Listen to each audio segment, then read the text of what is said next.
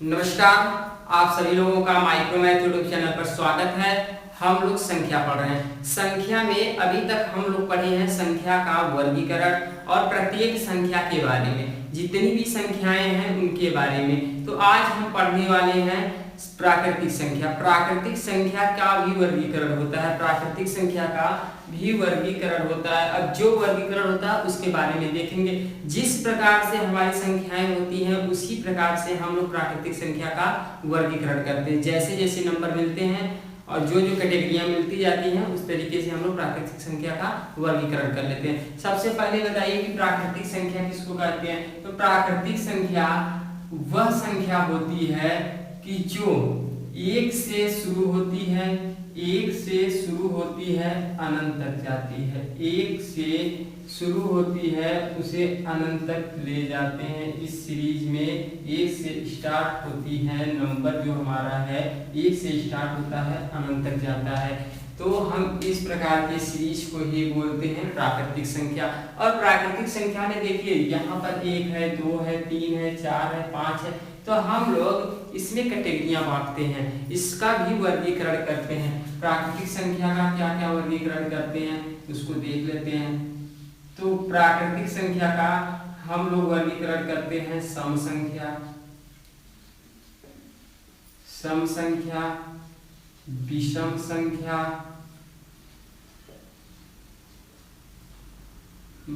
अभाज्य संख्या,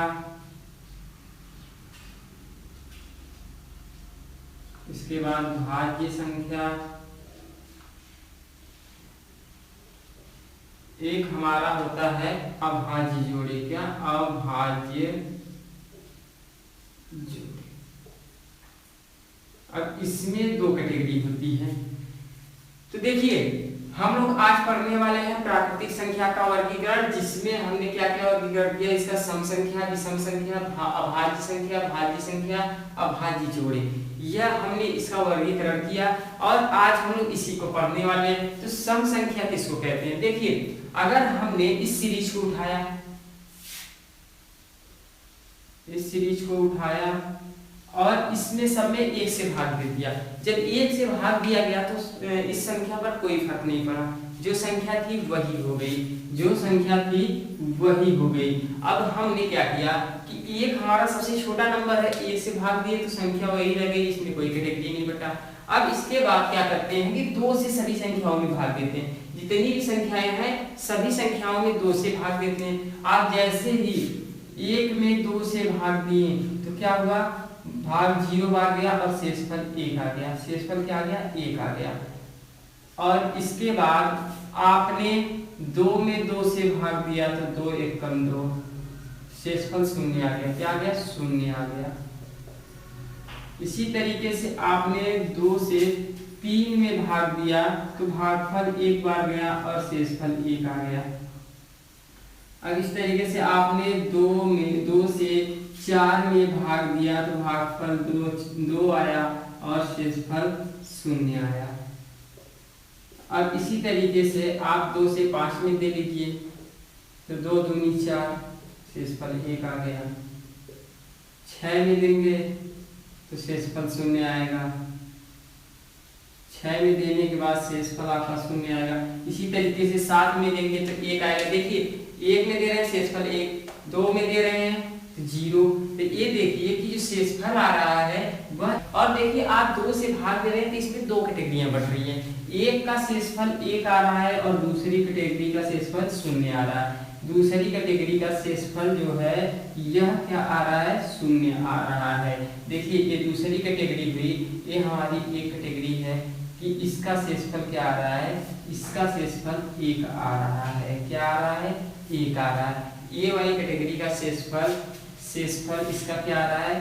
शेषफल 1 आ रहा है। और इसका शेषफल क्या आ रहा है? इसका शेषफल आ रहा है 0, मतलब इसका रिमाइंडर 0 आ रहा है और इसका रिमाइंडर 1 आ रहा है। तो इसमें 2 कैटेगरी बटी गई। तो इसमें 2 कैटेगरी बांटी गई। कौन कौन सी? एक शेषफल वाली जिसका शेषफल 1 आ गया, दूसरा जिसका शेषफल 0 आ गया।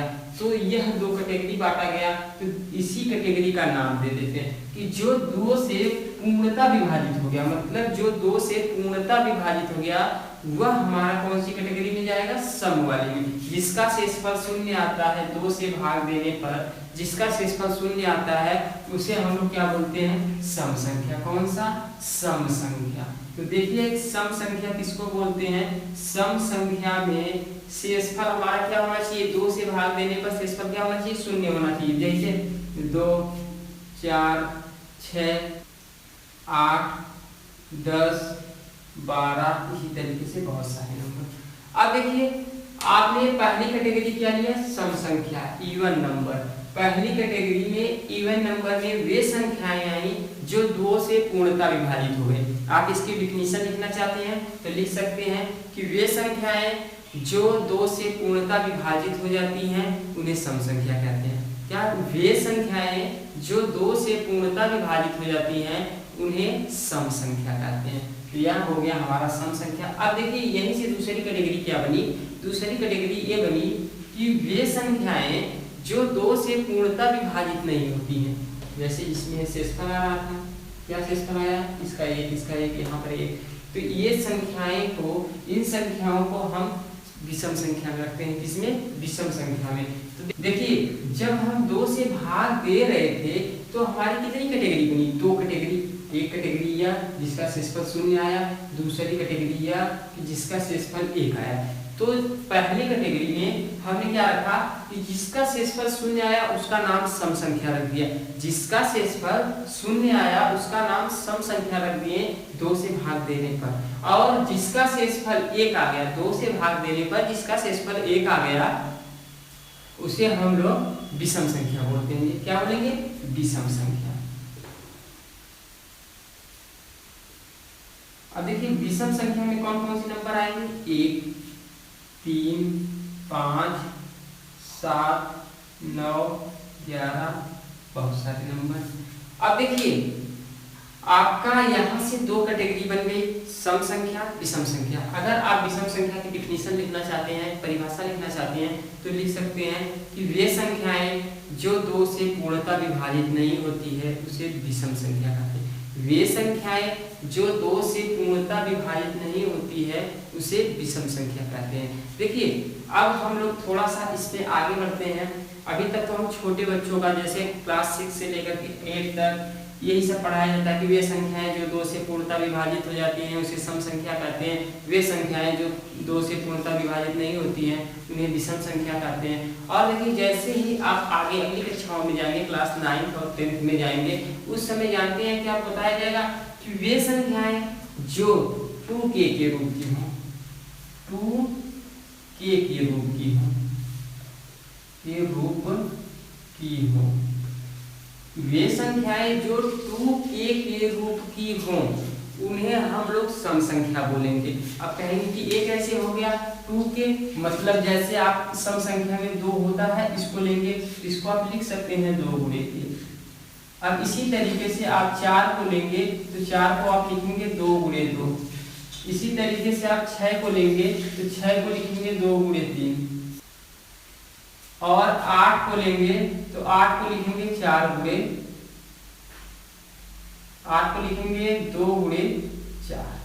अब इसी तरीके से बहुत सारे नंबर हो जाएंगे। देखिए जिन संख्याओं को हम 2k के रूप में रख रहे हैं, मतलब k का मान यहाँ से इसका हो सकता है k का मान हमारा कुछ भी हो सकता है, k का मान कुछ भी हो सकता है, इससे फर्क नहीं पड़ेगा, लेकिन से 2 हमारा आगे होना चाहिए, 2 से उसमें मल्टीपल होना चाहिए। तो देखिए अगर हम यहाँ पर 2 है तो 2 को हम क्या लिखेंगे, 2 गुणे 1, इस फॉर्म का हो गया, बिल्कुल हो गया। 4 को आप 2 गुणे 2 लिखेंगे, इस फॉर्म का हो गया, हो गया।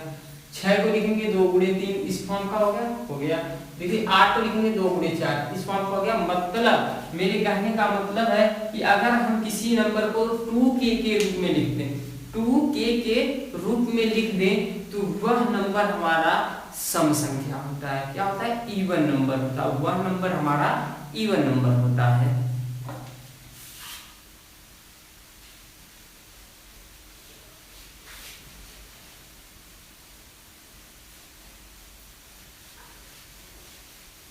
तो देखिए इवन नंबर का और क्या एक डिफिनीशन बन के आया कि वे संख्याएं जिन्हें हम 2k के रूप में लिख सकते हैं उन्हें इवन नंबर कहते हैं। तो देखिए 2k के रूप में अगर लिखा जाएगा तो हमारा कौन सा होगा, इवन नंबर। अब देखिए अब विषम संख्या के बारे में क्या कहेंगे कि विषम संख्या को अगर हमें इस फॉर्म में देखना होगा तो कैसे लिखेंगे। तो विषम संख्या को हम लोग लिखेंगे, अगर कोई नंबर हमारा विषम है तो वह जरूर वह कंफर्म है कि 2k प्लस माइनस 1 के रूप का होगा। अगर कोई नंबर हमारा विषम है तो वह 2k प्लस माइनस 1 के रूप का होगा। तो जैसे हम लोग 3 को ले लेते हैं, देखते हैं कि 3 हमारा इस रूप का है कि नहीं। तो यहाँ पर दो कैटेगरी है, कौन सी है, एक है 2k प्लस 1, एक है 2k माइनस 1। तो 3 को हम 2k प्लस 1 के रूप में लिख सकते हैं या नहीं, तो लिखते हैं। तो 2 लिखते हैं, 2 में हम किससे गुणा करें कि उसमें 1 को जोड़ें 3 हो जाए। तो आप कहेंगे 2 में हमें 1 से गुणा करना होगा, 2 1 कम 2 और 1 को जोड़ेंगे तो 3 हो जाएगा। अब देखिए इसको इस रूप में लिख सकते हैं या नहीं। तो 2 है, 2 में हम किससे गुणा करें कि उसमें से 1 को घटाया जाए तो 3 आ जाए। तो आप कहेंगे 2 में अगर हम 3 से गुणा करते हैं तो 6 आ जाता है, उसमें से 1 घटाएंगे तो 5 आ जाएगा। नहीं तो 2 में हम 2 से गुणा करते हैं, अब जैसे ही 1 घटाएंगे तो 3 आ जाएगा। तो कहीं ना कहीं यह जो 3 हमारा है इस रूप में लिखा जा सकता है, इस रूप में लिखा जा सकता है। अब कहेंगे 3 को लिख सकते हैं, 5 को देख लीजिए, 5 भी तो हमारा विषम होता है। तो 5 के लिए जब 5 को देखा जाएगा तो 5 को हम लिखेंगे 2 गुणे 2 प्लस 1, 2 दूनी 4 5, मतलब इस रूप में लिख दिए। 2k प्लस माइनस 1 के रूप में लिख दिए। अभी तो आप लिखे हैं इसको 2k प्लस 1 के रूप में। देखिए और 5 को आप यह भी लिख सकते हैं 2 गुणे 3, 2 3 6, 6 में से 1 घटाएंगे 5।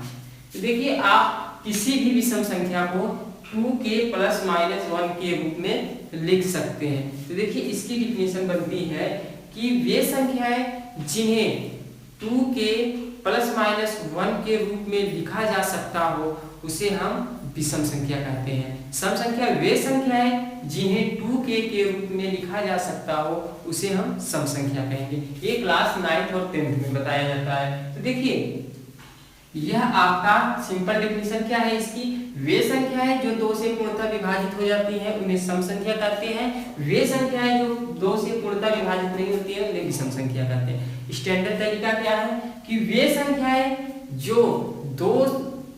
संख्याएं जिन्हें 2k के रूप में लिखा जा सकता हो सम संख्या कहेंगे, और वे संख्याएं जिन्हें 2k प्लस माइनस 1 के रूप में लिखा जाए तो वह हमारी विषम संख्या होगी।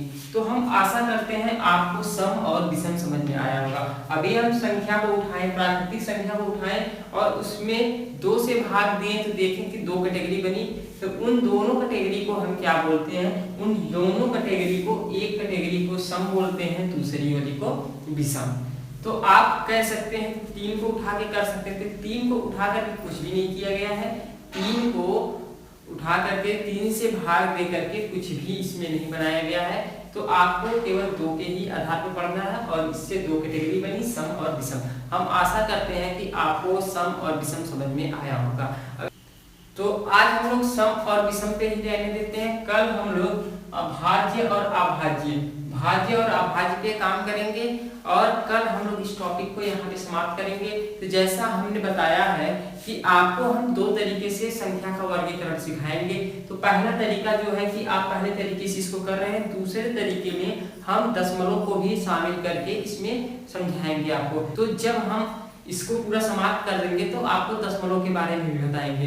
अब जैसे यहाँ पर लिख दिया गया कि 1013 भागे 1024। अब इसमें भाग दे करके बताइए कि दशमलव कितने अंक तक आएगा, दशमलव कितने अंक तक आएगा। तो ये सब आपको जब संख्या का वर्गीकरण किया जाएगा दूसरी तरीके से उस समय बताएंगे। कि आज के लिए बस इतना ही, कल आगे बढ़ते हैं।